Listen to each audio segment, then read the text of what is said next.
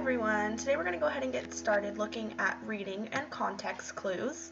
And context clues are going to help us identify what some unknown words might mean while we're reading our stories or looking at directions. There are 5 different context clues. There's the definition, there's a synonym, an antonym, an inference, and examples. The first one we're going to go ahead and look at is definitions. Now we know that a definition, it gives us the meaning of the word. So if we look at the context clue, Amy is an affable person, and we want to know what affable means. If we continue to read, it might give us the definition of what affable is. So if we continue to read, an affable person is pleasant and easy to talk to. So we can ask ourselves, what is an affable person? An affable person is pleasant and easy to talk to. If we wanted to continue to practice, we could look at the 2 examples that I have to the right of that context clue poster. The first one is, the cooks surveyed all of the students in the school to find out which lunches were their favorites. Now if I'm having a hard time identifying what surveyed means, I'm going to continue to read to see if it gives me the definition. To survey means to collect data by asking people the same question. So this context clue for surveyed gave me the definition of what this means. To survey means to collect data by asking people the same question. The next example that I have is, inventors protect their inventions by getting patents. A patent gives a person the right to be the only one making or selling that invention. So if I ask myself, what is a patent? It tells me a patent gives a person the right to be the only one making or selling that invention. The next one we're going to go ahead and look at is synonyms. Now in order to use this context clue, we first need to know what a synonym is. A synonym is a word that means the same thing. If we were to look at an affable person again, it says Amy is an affable person. She is the friendliest 5th grader I know. Now if I'm thinking to myself, it's telling me that she's the friendliest 5th grader that I know. Well, I'm going to connect that affable and friendliest mean the same thing. So we're going to practice by identifying these next 2 bolded words. If you think Sean is meek now, you should have met him when he was in 1st grade. He was even more shy back then. Now if it's telling me that he's meek right now, but I should have met him when he was in 1st grade because he was even more shy back then, I'm going to make the connection of meek and shy. Meek means shy. It's giving me the synonym. The next one, stop gawking at her, said Mom. It's not polite to stare. If Mom's telling me that it's not polite to do something and I'm doing something, I'm going to make the connection that those 2 mean the same thing. So if she's telling me to stop gawking at her because it's not polite to do something, I'm going to say gawking and stare mean the same thing. Therefore, gawking and stare are synonyms. The next one we're going to look at is an antonym. Now if we know a synonym means the same thing, then we need to know that antonym means the opposite. The example of affable. Unlike her unfriendly brother, Amy is a very affable person. So if it's telling me that somebody is different than somebody else, I'm going to make that connection and say, okay, if she is different, what is the opposite of unfriendly? The opposite of unfriendly would be friendly. Therefore, affable means friendly. Let's practice with these 2 examples. Compared to her last tiny house, this house is massive. Well, if her last house was tiny and this house is massive, they mean the opposite. So what would be the opposite of tiny? Big. So massive would mean big or huge. Number 2, unlike the slow-moving creek near the park, this river had a swift current. Well, if something was slow at first, but now it's swift, I'm going to make and say, okay, slow, what's the opposite of slow? Fast. So swift would mean fast. Inferencing. When we're looking at inferencing, we're going to be thinking about, okay, what do we already know about something and how can we connect ourselves and put ourselves in that person's shoes? So Amy is an affable person. Whenever there is a new student, she immediately talks to them and makes them feel welcome. If I'm that new student and I see that Amy is coming up to me and she's talking to me and making me feel welcome, I'm going to say that she's pretty friendly. So affable again would mean friendly. Let's look at these next 2 examples to see if we can figure out what the bolded word means. Mr. Carson hoped the meeting would be brief. He wanted to get home to mow the yard before it started to rain. Now we know here in South Carolina it rains quite often. So if I'm in a meeting and I have something to do before it starts to rain, I'm hoping that this is going to be short and quick. So brief would be short. We want it to be short so that I can get on to what I have to do next. The next one. My dad fixed the tall bookcase to the wall. He didn't want it to fall over on any of the kids that my mom babysits. My dad fixed something to a wall. Does that mean that he fixed it because it was broken?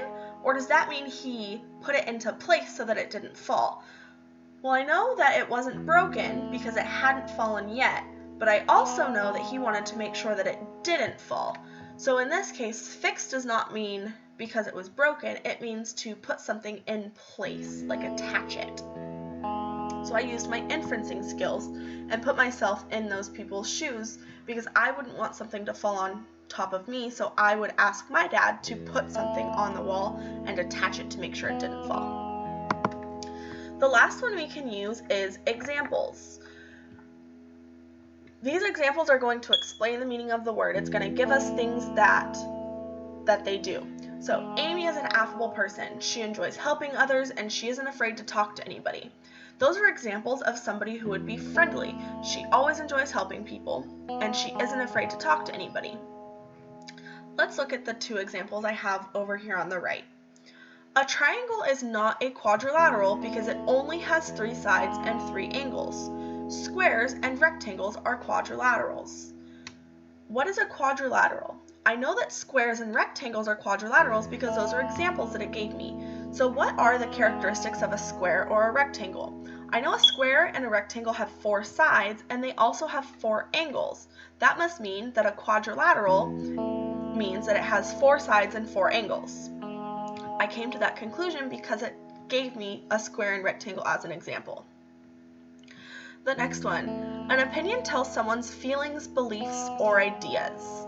An opinion tells someone's feelings, beliefs, or ideas. If I'm thinking to myself, examples, feelings, beliefs, or ideas, I know that those aren't facts. I can't prove it, but it's something that I think. So an opinion would be your own thoughts, but it can't be proven. Alright, now that we know the 5 different context clues and how to apply them, we're going to read a short passage, The Life Cycle of a Chicken, and we're going to make sure that we look at those bolded words because we are going to talk about them on the next slide. First, let's read. The life cycle of a chicken. What comes first, the chicken or the egg?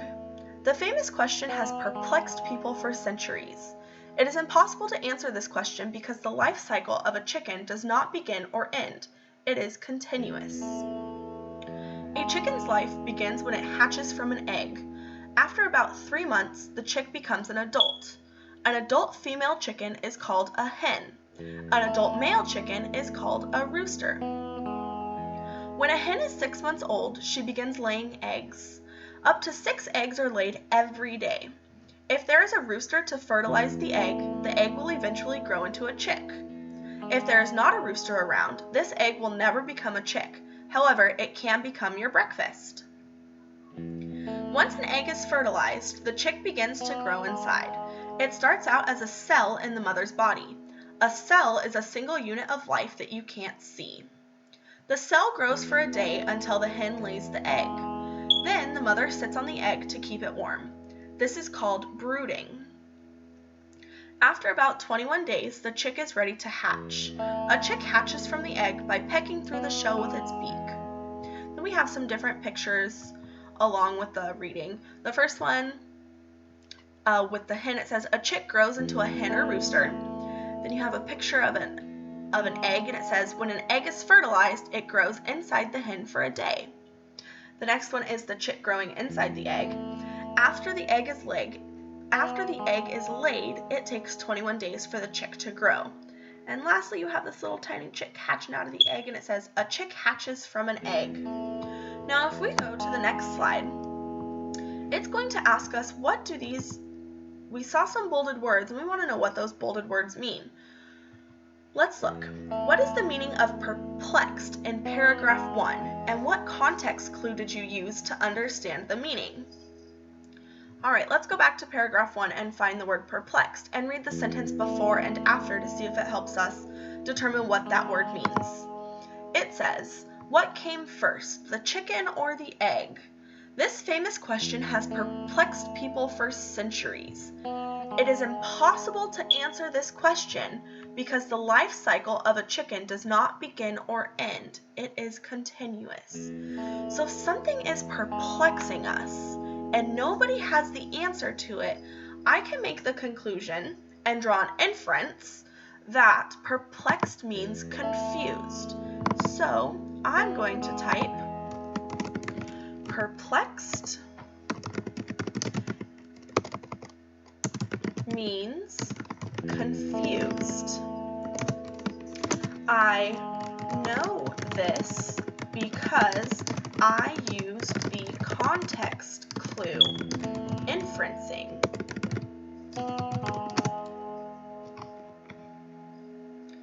All right, let's delete some of these lines.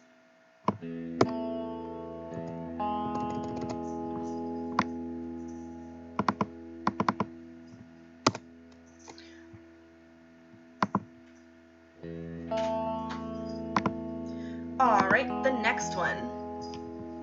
The next one says, "What is the meaning of continuous in paragraph 1? Let's go back and read. It says, "This famous question has perplexed people for centuries. It is impossible to answer this question because the life cycle of a chicken does not begin or end. It is continuous." So if something doesn't begin or end, it's continuous. So let's answer. Continuous means something does not begin or end. I know this because the text gave me the definition of continuous.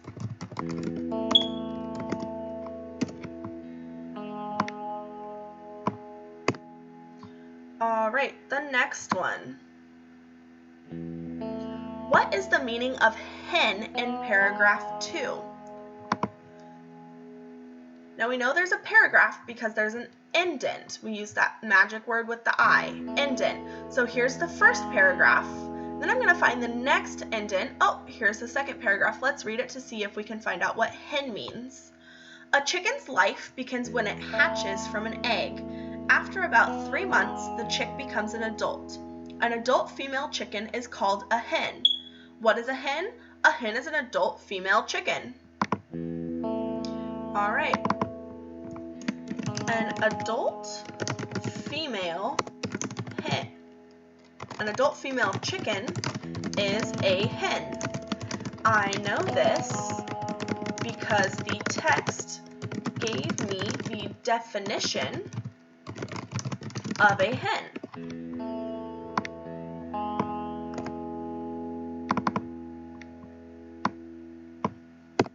All right. The last one. What is the meaning of rooster in paragraph 2? What context clue did we use to figure that out? Now let's remember those contexts because we have definition, synonym, antonym, inference, and examples. All right, paragraph 2. A chicken's life begins when it hatches from an egg. After about 3 months, the chick becomes an adult. An adult female chicken is called a hen. An adult male chicken is called a rooster. What is a rooster? A rooster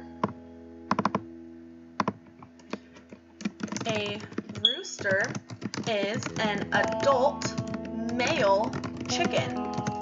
And what context clue did we use? Did we use synonym? Did we use antonym? Did we use definition? Did we use inference? Or did we use examples? See if you can figure that out before I tell you. All right, you think you got it? All right, so I know this because the text gave gave me the definition of a rooster. Nice job, guys. If you got that right, go ahead and give yourself a little pat on the back. All right, now we did leave 2 bold words here. We have cell and we have brooding. Now, I would like you to identify the meaning of a cell and brooding in paragraph 4, and I want you to tell me what context clue you use to identify the meaning of both words. Remember, you have definition, synonym, antonym, inferencing, and examples. I would like for you to ask mom or dad if you can send me a class dojo message with your answer, or you can comment right below on this video and you can tell me your answer. And I want you to remember to use complete sentences. A complete sentence has both a subject and a predicate, and I want you to make sure that you're using the correct capitalization at the beginning of your sentence and punctuation at the end of your sentence. Now that you have the tools to use to identify the meaning of those unknown words in your own reading, I can't wait to hear about that new vocabulary you learned over this unexpected break when we get back. Have a great day, guys.